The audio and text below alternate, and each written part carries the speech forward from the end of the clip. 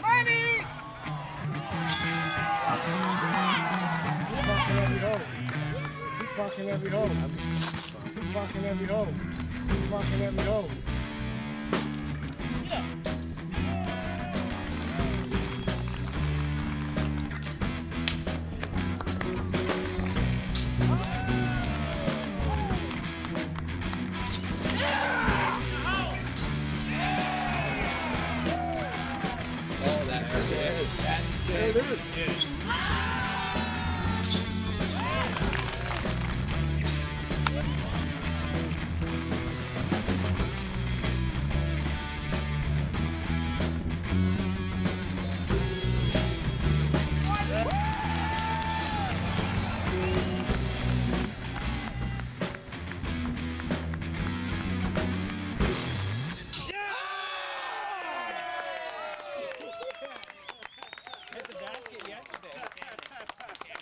Tell me your name, where you're from. Nate Sexton, Eugene, Oregon. Nice shot, Nate.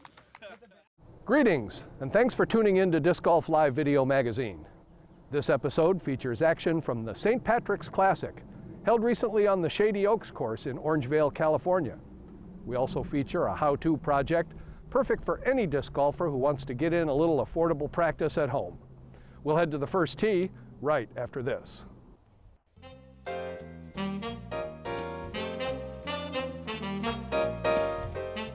Production and distribution of Disc Golf Live is made possible through the generous support of our underwriters.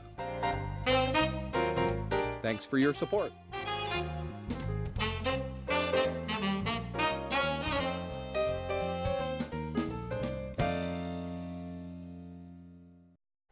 California's Paavo Stubstad is the creative force behind Pure Hyzer Productions, and he's been kind enough to share his video from the 2015 St. Patrick's Classic.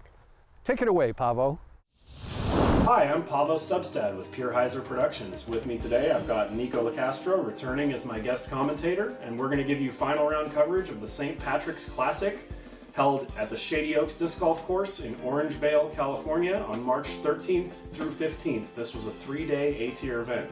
Yep, the first day was a 27-hole format, adding 10 extra holes they call the Oaks course, and Saturday was the same format with another 27 holes, and Sunday was a final 18 with the original layout.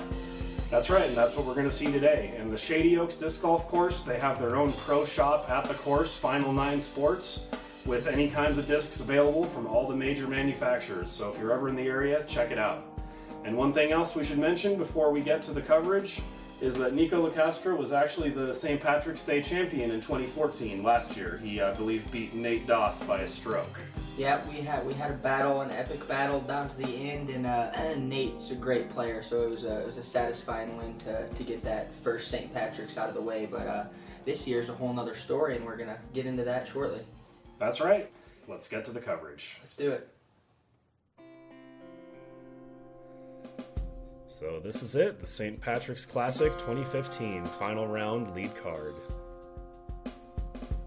Players will be following today. We've got in first place Ricky Wysocki from Fort Mill, South Carolina, 29 down, rating of 1,041. Next we got Gregg Barsby at 27 under, local, Grass Valley, California, rating of 1015. And then in third place we've got James Proctor from Rohnert Park, 26 down, rating 1,018. Fourth, Steve Rico sitting at 24 under, Sylmar, California, rating 1,026. First hole here at Shady Oaks, 335 feet in the B pin, slightly uphill. And Ricky's first on the tee. Looks like he's going to throw a mid-range at it.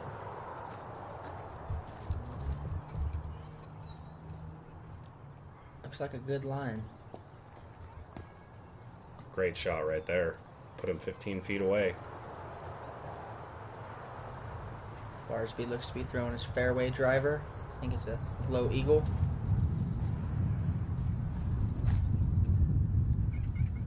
Looks a little short. A little short. He's got a circle's edge putt there. Maybe a little outside.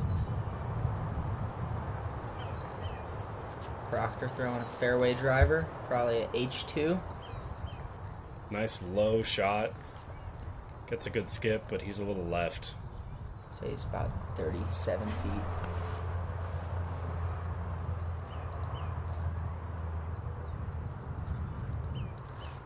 I'd guess Rico's throwing a rival straight at it. And that is a great shot right there. It got more of a skip than a roll than I think he was expecting, so he's a little deep. He went on the pro side, though. He was going for that one. Gave it a good run. James for birdie. It's a little bit low for James. That's unlike him. It's an uncharacteristic start. He really typically just goes for any putt very fearlessly. And here's Barsby for birdie. Just off the cage.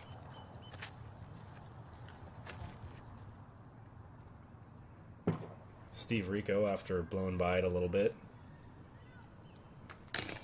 Rico connects for birdie.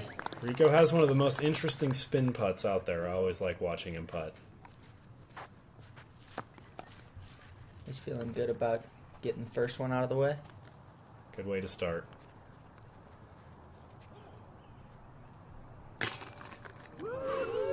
Ricky, a little low there, sneaks it in. Pictures aren't on the scorecards.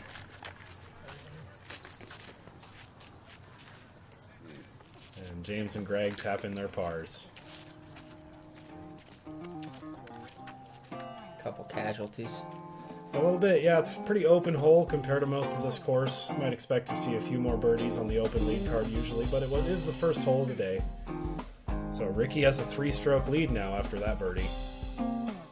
Hole 2 in the newly installed C placement, 338 feet in an elevated position up on a pyramid.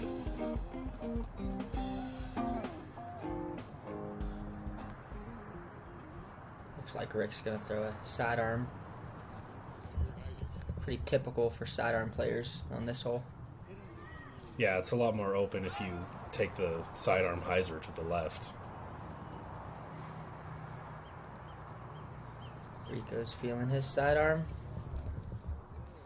Looks a little high, but I rolled down the hill. It rolled down a little ways, but yeah, that was a little short.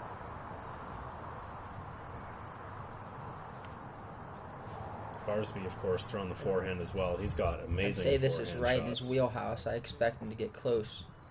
And it looks like he did.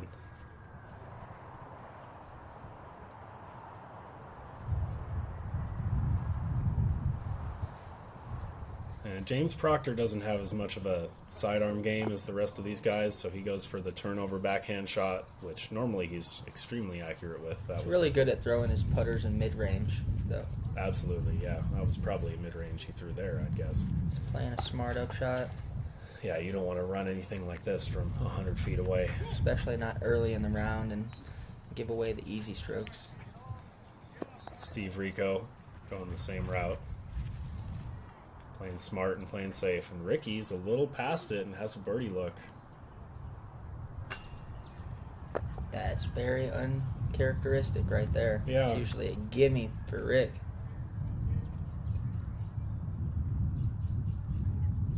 Barsby sees the opportunity, takes it.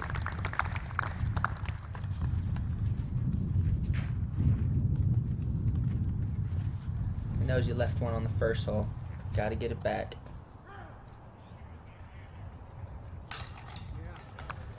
And nothing's really a tap in on a hole like this. You still got to focus on the comeback par putt, even from the base. Elevated baskets are always a little trickier to putt at.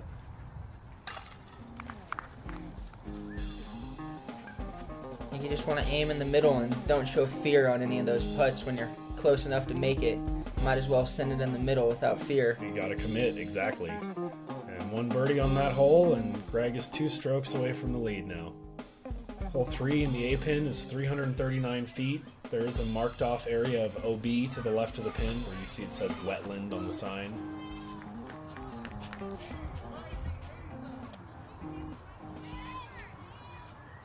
Like most of these guys are probably going to take the sidearm route. You just got to get it up high around the tree and that clipped a tree on the left. It was hard to it's on see. its way around the tree. Yeah, it was on a decent line. It clipped a tree, dropped down. Back side of it.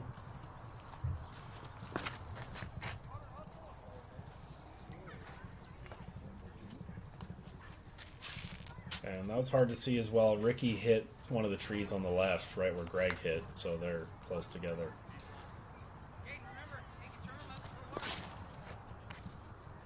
I'd say it plays about 350 feet, throwing sidearm around that outside route. Probably.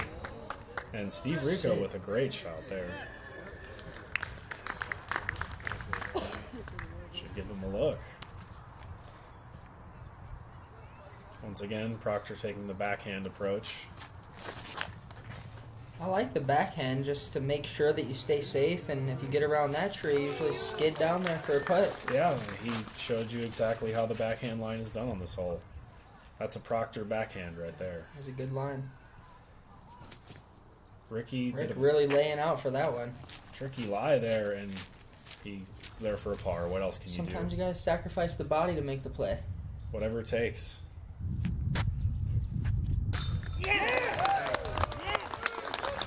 Big putt by Barsby on hole number 3.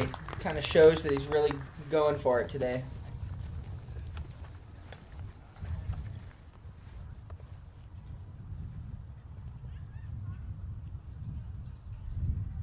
Proctor putting a PA3.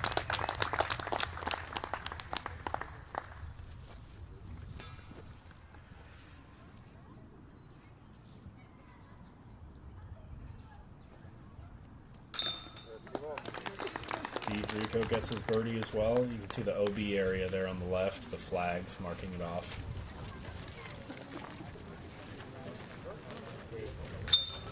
And Ricky taps in his par. Just a little disappointed knowing that he has such a powerhouse sidearm game. That could have worked out differently.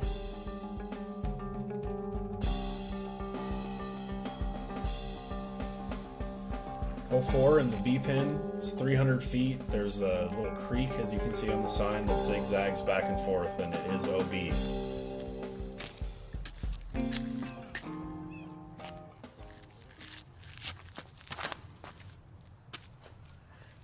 Barsby really yanked that one. Turned it over a little too much. It's a really touchy line just to make it to that first gap. Yeah, this is a very unique shot right here.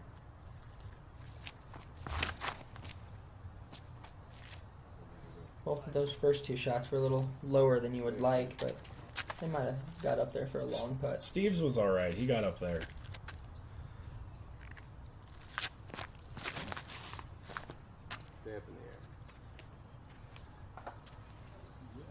And that was also a little low. Good kick. It's a dangerous area. There's OB right there. That's the last OB before the green. They're taking a sidearm skip shot. That looks pretty good. I didn't see the skip, but should have got on the green. Out of bounds or safe? I don't know what that was. He's wondering about it. And James was OB in the little creek you can see down there below him, the red flags. So he's putting for par. About a 50-foot putt. Gave it a chance. And Ricky's safe. Close to the OB, but safe. So this is for birdie. And that is a huge putt by Ricky right there. That was a long one. Every bit of 50, 60 feet. Yeah, I'd say so, at least. Really taking the opportunity there, as Barsby was OB right next to Proctor. I guess he hit on the green side and rolled OB from there.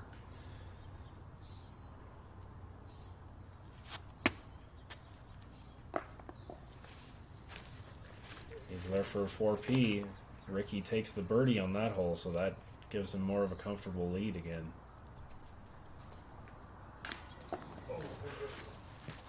Steve just Rico just a little bit left on that one.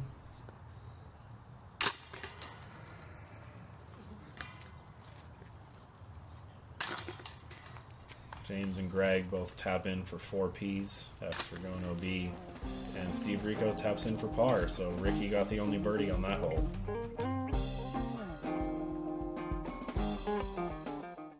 We first met Minnesotan Chris Beyer a few episodes back when we featured his home-built mini basket video. Now, Chris tackles a bigger project as he builds a very inexpensive practice target.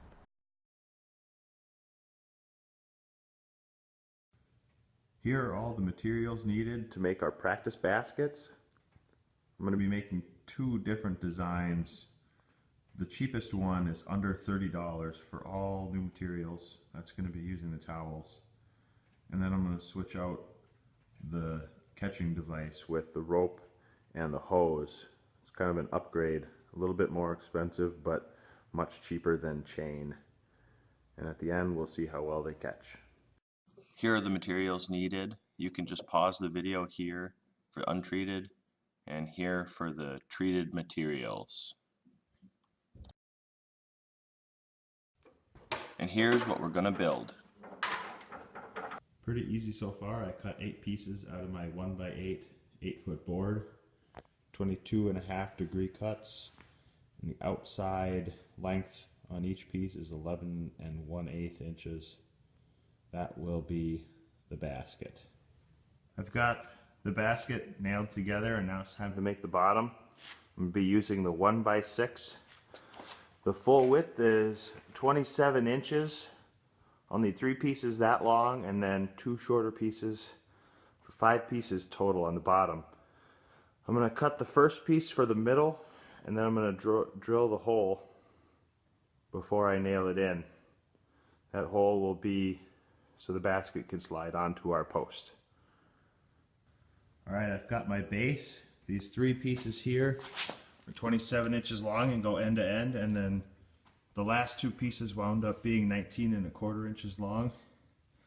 So what I'm going to do is this center board, I'm going to drill a hole right in the middle for the post, and then I'll flip it over, draw some lines, and cut these pieces off so that they match right on the edges, and then I will nail them in. I've got my center board drilled with a 15/16 inch hole that the 3/4 inch conduit will go in, and then I put my other boards here underneath, drew lines on them so I know where to cut. I'll cut those out and then nail them to the base. Got all the bottom pieces nailed on, and now I'm going to cut some 2x4s to make braces across the bottom. These will make the bottom a little stronger and also give support for the pole.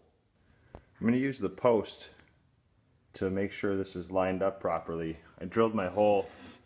I'm going to use the post here to make sure that it's perfectly vertical. There's a little bit of play. So I'm going to use the post in here and keep that vertical, and then I'll nail this piece down. There'll be one more block on top of this, so we have lots of height to make it stable, and then we'll put 2 more braces. This one's 27 end to end. We're going to do 2 more braces, 21 inches each. And then off of those 21 inches, the last piece will be 5. That'll go right here as a block. This is the second basket that I've done, and instead of putting my support on the bottom, an extra piece, I got a nice flat base here. These are pretty nice for carrying around and using at events as extra baskets. So I'm going to leave the flat bottom the way it is with these 3 pieces and put my support on the inside, just like that. And we have our basket finished. Now I've taken my other piece of 1x8. I've cut 22-inch long pieces, 3 of them. I found the center of the middle one and drew a circle 22 inches in diameter. This 1x8 was a little thin, I think, so we're going to have a little bit of a flat spot on the 2 ends, but I want to have the widest possible basket that I can on top with using these 1x8s. So I'm going to cut along those circles, and you don't need any special thing to cut. I'm just going to cut with my chop saw until I've worked off that whole corner. And then to draw the circle, if you don't have a compass, you could just use the trick with a string and pencil in the middle, a string and another pencil, and just draw with that string at the right length. Alright, I've got my chain support cut out in 22-inch circle, and at this point I'm going to try to explain what I'm doing, because I'm going to be making 2 different models. I'm going to be making the cheapest practice basket model, and that's going to use the towels, and then I'm also going to use a pretty darn cheap version with the rope and the hose. That's going to require a bunch of holes in the top to tie the rope to. The towel design doesn't need any holes, but before I start fastening the supports to the top of this, I'm going to drill my holes for the ropes so that I don't put nails into any of the places that I need to drill holes. Here I've finished marking out the map where I'm going to drill holes for the ropes to hang down. And this is so that I'm going to drill the holes and then put my supports on here so that I don't put nails where I need to drill my holes. This is where the clock printout comes from. All I've done is printed out a clock face online and I'm putting a nail right through the center into the center of the board, and then use this as a template. And all I did was then lay my meter stick on here, and I came in and made my 12 outer holes right on the hour. I came in 1 inch on those ones, and then for the inner chains, there's 12 inner chains. You just need to come halfway between each hour. The outer middle ring I went with 3.5 inches in, and then the inner ring I went 6 inches in. So we have 12 around the outside, 6 intermediate, and 6 on the inside. That's where I'll drill my holes. And once I'm done drilling my holes, I will nail in the supports. Alright, so I've drilled my 24 holes, and I've also cut my pieces here for stabilizers. This one's 21 inches, and then I've cut 2 that are 12 inches each. I've rounded off the corners so that when discs come in, they don't hit real sharp corners, so keep your putters from getting gouged. These are going to go, these will cover up 1 hole. This one's going to cover up 2 holes plus the center, and then 1 hole here. We drilled our holes first so we can put our nails in and not go where the drill holes are. Once those are nailed in, we'll drill these holes that are covered up through the supports so the ropes can be tied off on top. Alright, I've attached my supports and I've drilled the holes back through. I've also drilled the center hole. Now I have my full basket top that can slip over the top of the pole. Working on the base here, I took my 4-foot and my 8-foot 2x6s. Took the 4-foot, cut that in half, and I made these 2 legs.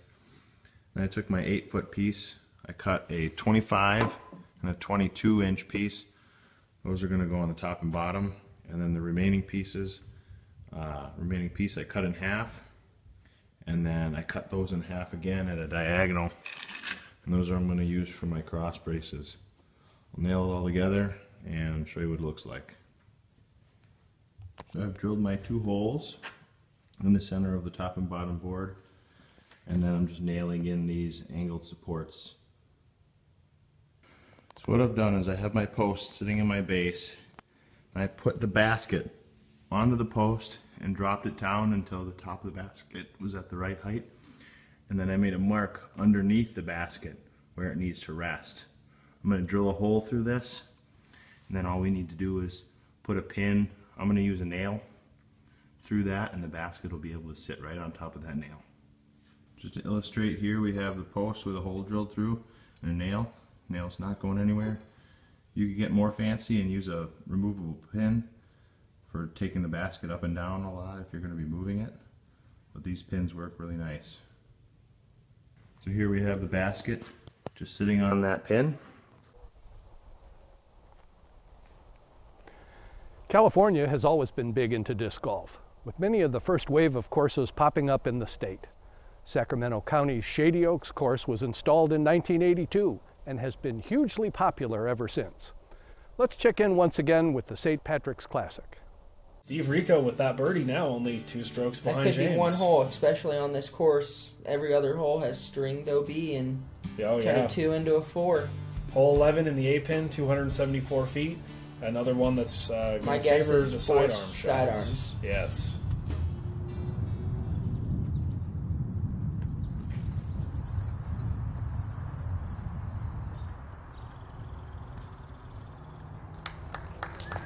Great shot. See a little wind in the afternoon rounds. Yeah, it was breezy on and off for this round. This is Barsby's kind of course. A lot of sidearms, a lot of park jobs. And as you were saying, this forces the sidearm, and it sure does, because Proctor won't throw a sidearm unless there's really no other smart option. Yeah, right out of the gap. You just want to throw a flex shot. It's about 260 feet. Yep, So 274. close.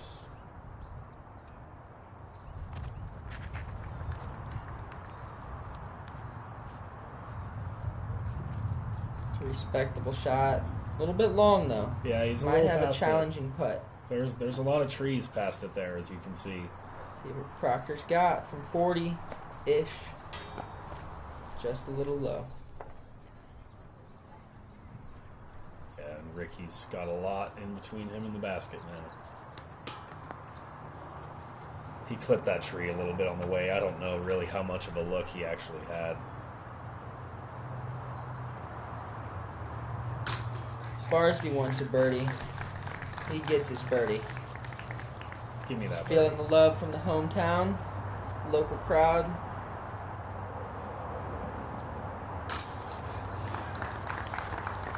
There's a lot of friendly guys out here, so I'm sure they just want to see good golf.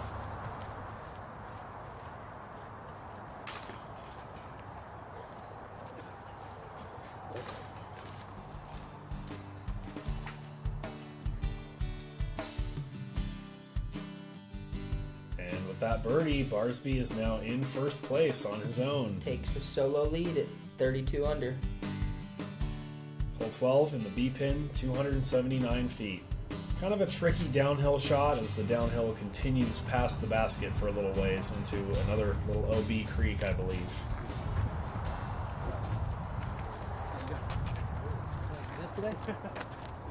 Yeah, it's a hole you probably want to throw a putter on just to make sure you don't go too long. I like throwing a smooth hyzer on the right-hand side and then just letting it fade left. You won't see these guys power up on this shot.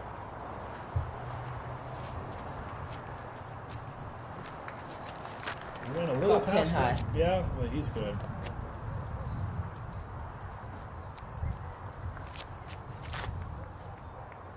Barsby's taking a fairway driver at it. His Firebird he's got tuned in. Crowd likes it.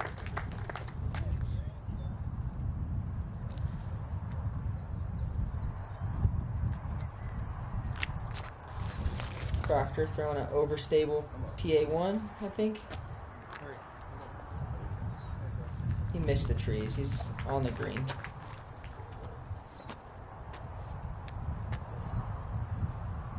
Wysocki throwing the overstable sinus.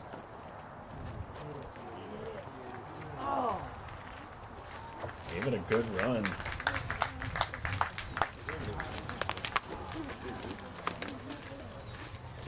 you can see a little gallery starting to build up at this point. This is one of the bigger events in Northern California.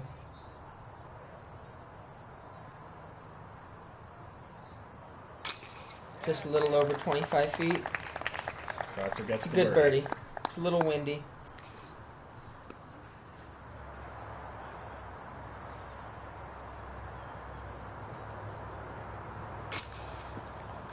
Steve gets a spit out there. Yeah. That was in and out. I need to put more chains on the baskets. A lot of the newer ones do have more chains. Saki gets his birdie after missing the last couple.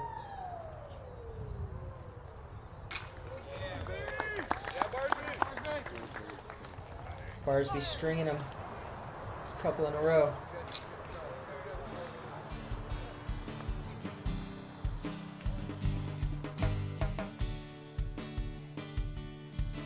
Couple of birdies at the top, and Barsby's still got that one-stroke lead.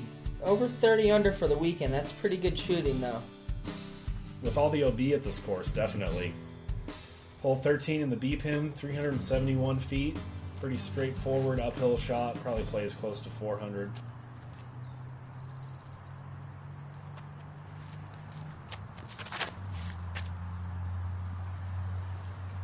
Barsby looks a little left, but it's straightened out. Yeah.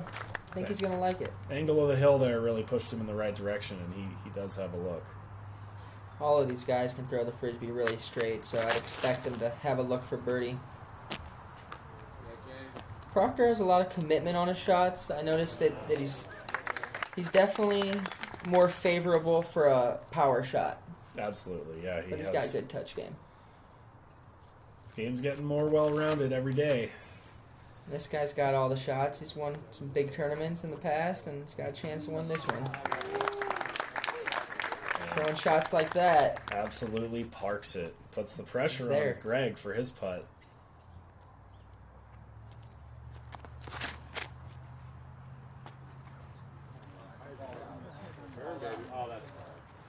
Barsby's putting like he did the day before when I played with him. This is going to be an easy putt for him. He made about 4 putts over 60 or 70 feet the round before this one. Wow. He was on fire. And Rico gave that a chance from in there in the bush. He didn't really have much of a look. Proctor putting with the shark. He's got such a smooth form on his It's a putt. Polynesian shark, the stamp he has. Not an actual shark. He got a PA3. He likes those putters. Barsby with the wizard. Cashing putts.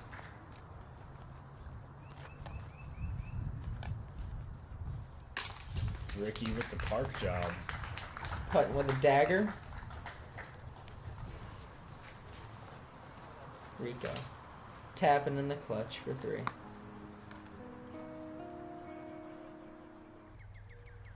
Many newly addicted disc golfers needing a quick fix look into creating a basket for home use. The most cost-prohibitive element is typically the chains. Chris Beyer has found a couple low-budget options to substitute for the chains on his practice basket. Let's take a look at what he's come up with.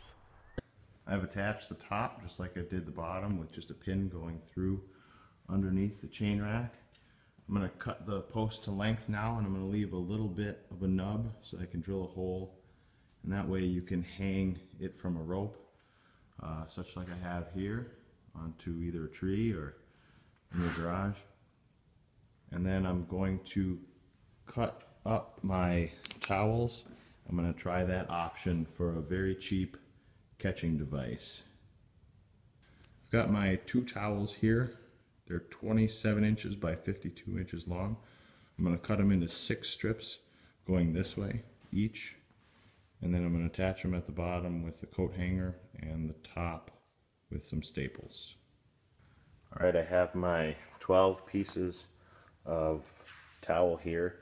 What I'm going to do is thread the bottoms together. I'm going to alternate colors, and you can use either a metal hanger or some wire. You could use a needle and some fishing line or some thin rope and thread that through the bottoms of all the pieces of towel, and then close that loop so we have the bottoms all connected. So you can see I've strung my wire through each one just like this, about an inch above and from the side of each corner, just once through each side. Then I'm going to connect the wire together.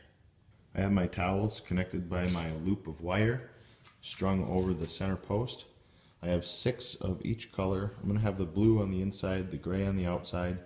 All I'm going to do is connect the top now like this with a staple. You could also use a nail like with a big head, or a screw with a decent pan head on the top. Connect these just like this. Just to show the spacing here, I have all the blue ones connected and some of the gray ones. The blue ones span wider than 2 of the outer chains, so you have a small gap. And then you overlap the second color and attach those as well. Again, I'm using staples because it's quick and I had them, but you could also use the nails that you bought with everything else. And here we have our towel-based practice basket. Something I like to do on these practice baskets is round off these corners with some sandpaper, here especially too. It'll put dings pretty quickly in your base plastic putters. But there we go. We'll get some video of some putting and see how it handles. This basket caught better than the towels, maybe not quite as good as chains, but it was important to get a heavier hose to use. I made sure to get a medium duty hose. Light duty hose would be a slightly cheaper, but I think the weight really helps to catch the discs, more similar to what chains can do.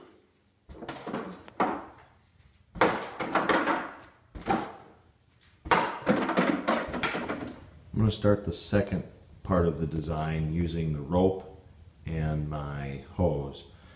I'm going to take the hose and cut it into 12 sections that are 26 inches long, and then 12 sections that are 22 inches long.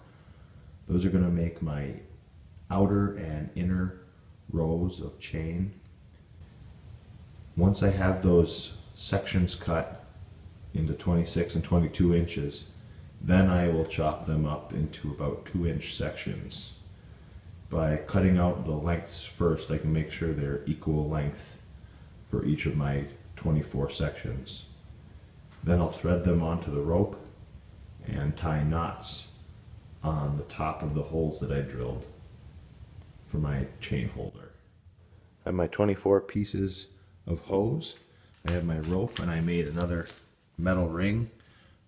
This is just with wire. You could use a clothes hanger. A couple loops, wrap it around, and you have a metal ring. I'm going to tie the end of the rope on here, and then I'll cut up each individual section, thread it onto the piece of rope, and I'll cut that rope off, with leaving myself enough room to tie knots on top of the basket. I'm putting together my hose and rope setup. I took my large pieces and cut them into chunks. I've threaded the rope through the hose, and then you can see it attached to the wire ring just like this. With the rope through the hose, I've got a knot here. This pulls tight, and then all my links will hang down. And then we just need to tie each one to the top like this. Here's our finished basket with the rope and hoses. Got all of them attached, just with knots on the top. Really the only thing down here, it's tough to tell, but my 4-inch loop was just barely big enough. They're really tight, and it doesn't really allow for a lot of play in between here, but they all fit. Using this design, tying the ropes on the bottom and tying knots on top allowed me to not use any fasteners. The fasteners are really what make these practice baskets homemade to be really expensive. So just nails, holes drilled, and tying the ropes made this still a really cheap option.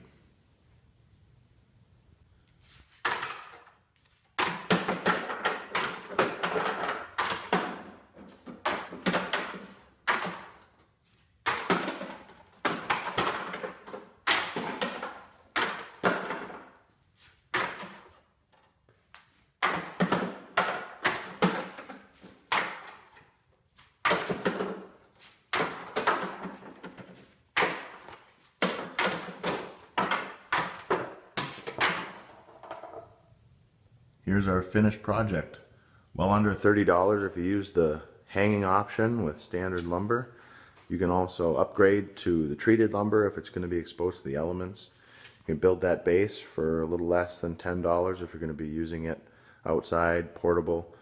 You can upgrade from the towels to the hoses and ropes, which I thought caught really well.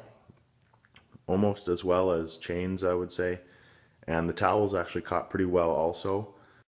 And the finished project broken down, pretty easy for travel. The top fits right inside the basket. You can easily fit this inside of a car. You don't have to build a base, even if you're going to use this outside. You can just take this tubing and cut the bottom at an angle and use it as a stake. Just be careful when you're pounding that stake into the ground. This electrical conduit tubing is not very strong, so you can deform the top and have trouble getting your pieces on if you deform the top. But other than that, thanks for watching. Comment with any questions and let me know how this project goes for you if you decide to build one. Thanks. We'll return now for the conclusion of the 2015 St. Patrick's Classic as Nikko Locastro joins Pure Hyzer Production's Paavo Stubstad to make the call.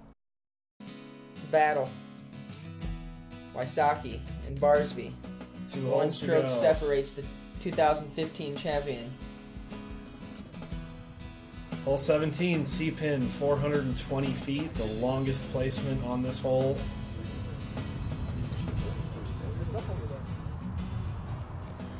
And it's even uphill, too, for the first half of the fairway. Throwing his roller. It's going. That's a good shot. That's giving him a little Down bit the of look. stretch, Yeah. on the green of a 420-foot hole. Got to hit the gap, too, just to get a look. Proctor taking an air shot. Really rips into it. Gets every piece of it. Past the basket in the air. 420 uphill, he blows by it with an air shot. It's got a lot of power.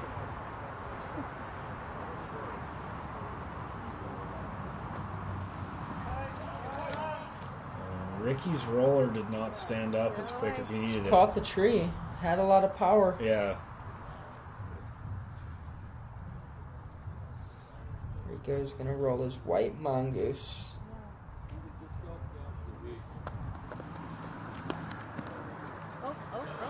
It clipped something, but it kept going. Short of OB. Just short of the OB. That's better than rolling a little more. Ricky trying to get out of the trees here. Looked like he had a tough angle on the upshot. Yeah. Might have got caught in some thick grass. Yeah, it was a tough spot. Rico, probably a 100-foot jump putt. Puts it right there. Ricky, after his upshot being low. This would be a big putt. Blows by it a little bit. There's Barsby's long birdie look. You can see the wind blow and hear it. He's making sure he doesn't blow a stroke. He's playing smart at this point. I mean, he saw what was happening to Ricky, and he's just making sure he doesn't. It's a smart play. Don't want to give it away down the stretch. And I was surprised to see James miss that putt. He takes it well, though. He's a great sportsman. Yeah. He's always got a smile on his face.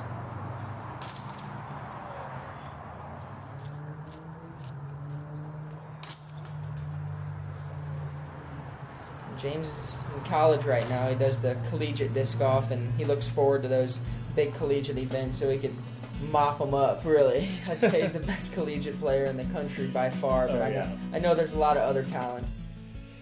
And with that par and Ricky's bogey, Barsby now has a 2-stroke lead going into hole 18, which is in the C-pin, 323 feet.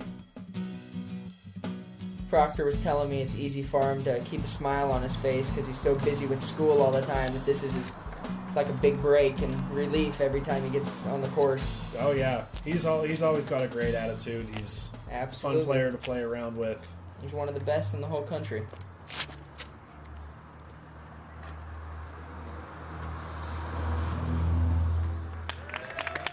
Barsby throws a direct line. He's right where you want to be. Yep. Worry-free now. After your sidearm misses that tree, it usually gets a skip. Proctor, mid-range, It's a little bit low. Yeah. Rico lining up his sidearm. See if he could get it any closer than Barsby. People were razzing him, but it's not messing with him. Very close to acing the hole. Almost a skip ace after cars were honking at the worst moment. Yeah, that was karma. They were trying to mess with him. His karma was too powerful. He's a good guy. Get in the basket! That might be. Enthusiastic spectators. That was hot. Ricky still had a lot of life left in him. He wanted that one. Almost aced it on the last hole. They're doing a wave. This is the Barsby wave. A little? You're being generous. Coming down the fairway on the 18th hole. Sherry, she's always happy. Team mom.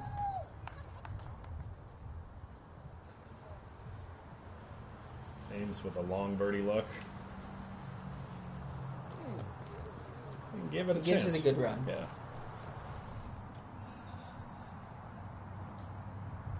Crowd's gonna erupt if he makes it.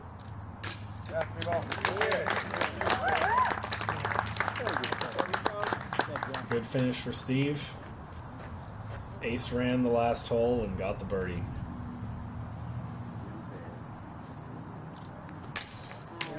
Ricky finishes on a Gets a birdie, finishes in second, put in a good run. They had a battle. Yep. That's all you could ask for sometimes. I'm playing with some of the best in the world. It was any man's day.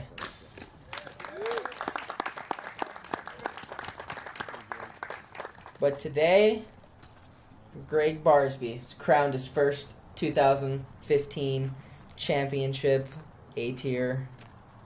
It's for the win. He's going to win anyway, but it's nice to look good on the last hole. Probably one of his best feelings in 2015. Gregg Barsby, 2015 St. Patrick's Classic champion. So the final results for the weekend are Gregg Barsby at 37 down after 72 holes, Ricky Wysocki 35, James Proctor 33, and Steve Rico 31 down. And here you see the PDGA results. You can see Gregg didn't have the hottest start on Friday, but really picked it up on Saturday and Sunday with 10:57 and 10:59 rounds to finish out the tournament. It's a victory to remember. After watching the 2015 epic battle at the St. Patrick's Classic, it looked like Gregg Barsby was crowned champion and got his first A-tier 2015. Yeah, he certainly was. It was an amazing round he put together. I think Ricky started that round with a 2-stroke lead. He had a 3-stroke lead after the first hole, but Barsby just kept pushing and kept hitting the birdies on the harder holes that other players weren't birdieing, and they made it a battle. There was some really excellent golf out there played by each one of the players on the lead card. Yeah, I believe throughout the round, Barsby took the lead over Ricky once, and Ricky got back in the lead, and then Barsby got back in the lead again near the end, and it was a fun battle. It really looked like Barsby just had a little more fire than the other competition, and he had the drive it takes to become champion in a big tournament. You could just see it. He was just pound for pound. He was matching every shot on the course, and he made some clutch putts in the finals. Yeah, he certainly did string together a quality round. I think he only had one bogey going OB on hole 4, and you know, when it's one bogey from an OB, that's not as bad. And every other hole, really, he never missed any easy putts. He just stayed focused the whole time. Yeah, it looked like he took advantage in a couple key turning points in the round when he had the chance to take the lead. It looked like he grabbed it, and he definitely just had that look of confidence on the putting green. Confidence and determination. And he was putting with a wizard, so he was making a lot of putts out there. Yeah, absolutely, yeah. Well, I hope you enjoyed this episode of Pure Hyzer Productions. Please remember to subscribe for more quality disc golf tournament coverage. Yeah, thanks a lot for having me on the show tonight. It was nice to do the commentating with you again. I'd love to do it again in the future. So until next time. Always a pleasure to have you on, Nikko. Thanks a lot. And with that, we'll take a look at the highlights. First up in the highlights, Steve Rico's birdie putt. On the first hole of the day, Rico's connecting.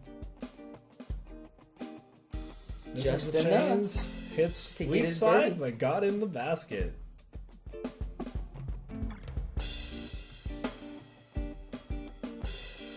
Barsby hits a huge putt on hole number 3. Running it down. Running down his open title. 2015 St. Patrick's champion. Runner-up, Ricky Wysocki. Beautiful putt. Huge putt on hole 4. I'd say on the edge of the creek. Probably the biggest putt of the round from any player.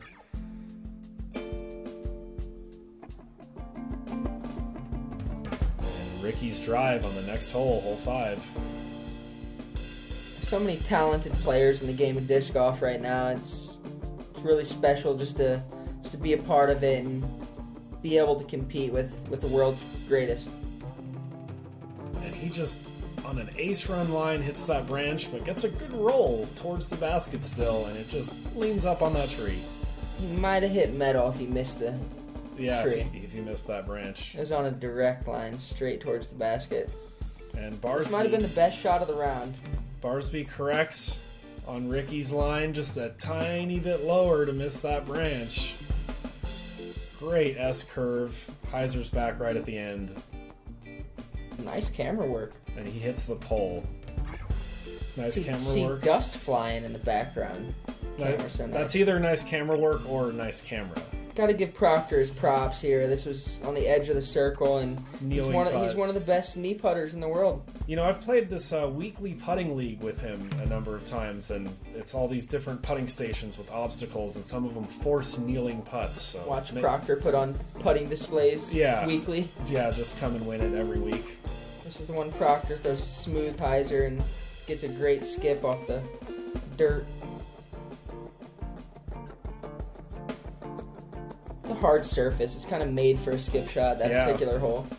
You know, Shady Oaks here really is made a lot for skip shots. A lot of the holes you have to learn to play the skip. And there's Proctor getting the only birdie on that hole. And Steve Rico's drive on hole 7. Field goal coming up. And you can see he releases left. He's not happy about it. He turns his back in disgust. And straight towards the basket. It just hits that disc and a half wide gap and gives him an easy birdie. I bet he's not the only person to ever hit that gap. Course gets a lot of traction. James Proctor, roller on hole 9. Takes the inside line. Yeah, no wonder he got so close. Took the extra skilled route. Yep. To park himself close to the hole. Gregg Barsby putting on hole 9. With a huge sidearm birdie. After Ricky missing his putt, this put Gregg in a tie for first with him. Started to pick up momentum. It's really just Barsby's weekend. There's just no stopping him. He just went into animal mode and he wanted it more than any other guy on the course. And that's what it takes to win. Steve Rico's drive on 10 hits the gap and slides up right under the basket, just short of the LB. It's a beautiful throw.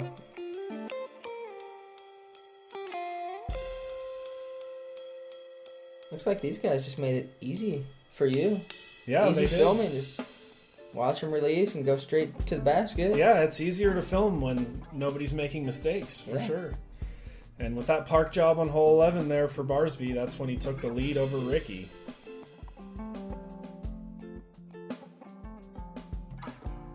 Ricky, line drive on hole 13. You're not kidding. Don't get much straighter than that. Parked. I like that hole. Let you just open up on a fairway driver. Give it a full power shot. Yep. It's nice to have a few holes like that, for sure, and Shady has such a nice variety. It does. And this is Steve Rico's drive on hole 14. Good camera work again, just catching the full flight. Thank you. You can even see the dirt move at the end. Dirt cloud, park job. Crucial putt for Barsby. Down the stretch of the tournament, he knows it's in. He knew it was in before he even set up to putt. On that putt, I was standing across from him and he told me, "Come over here, get this from a good angle."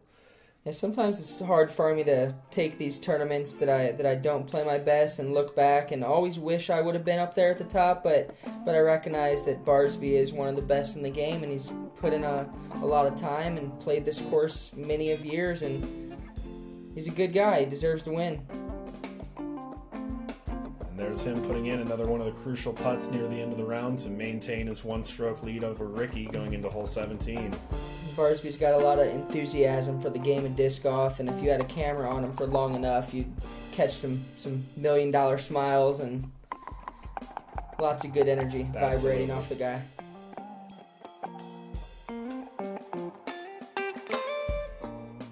He put on a good show in 2015 at the St. Patrick's Open. James Proctor's drive on 17 there, out driving the basket on an air shot.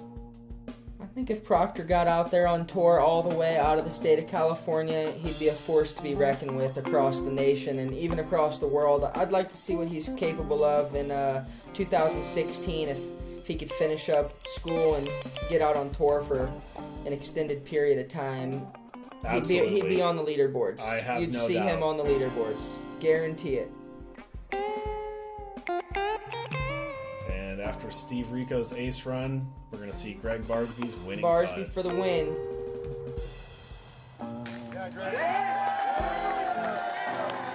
It's a special feeling. Get his first St. Patrick's Open. I know what it's like, and it's great, satisfying, victorious. Yep, Nothing can take that feeling away. absolutely. It's a lasting memory in time. Look at that smile. Can't hide it. It's over. You did it, buddy. Good job. Proctor showing him some love. You did it. You did it. You deserve it, man. Good job. Yeah, buddy. Finally got this one. It's been like, I think I played this tournament like 12 times. Booyah. Fade out. There's your fade out right there.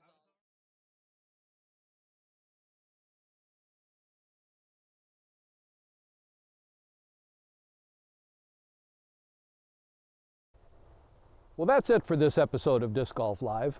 We're glad you could tune in. Thanks this time around to Paavo, Stubstad, and Chris Beyer for sharing their videos, and to the PDGA for supporting our efforts to spread the word about disc golf one community at a time. We'll be back in a couple of months with another look at the world of disc golf. Until then, drive carefully.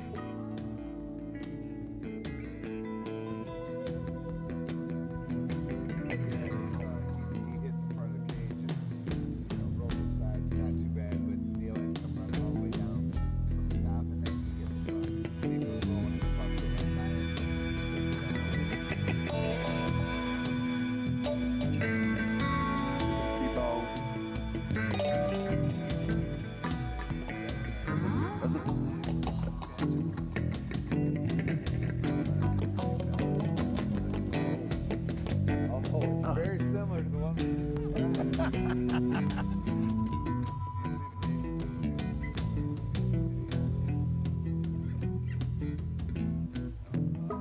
Right at us. Damn, that was nice.